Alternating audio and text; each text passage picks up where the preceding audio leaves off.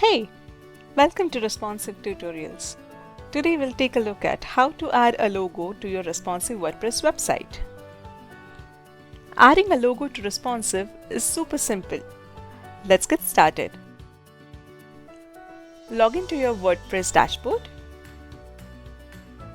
Then go to Appearance Customize.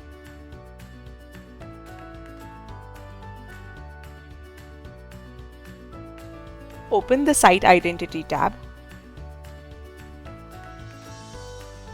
In the Site Identity section, you can set a logo, site title, tagline, and site icon.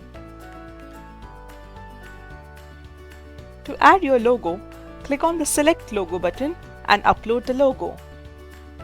Go to the Upload Files, select Files. Click the Select button to set the logo.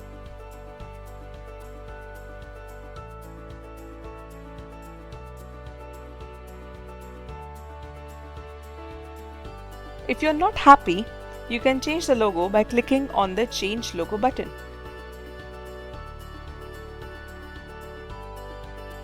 To save the logo, click on the Publish button. Thanks for watching. Don't forget to like, share, and subscribe.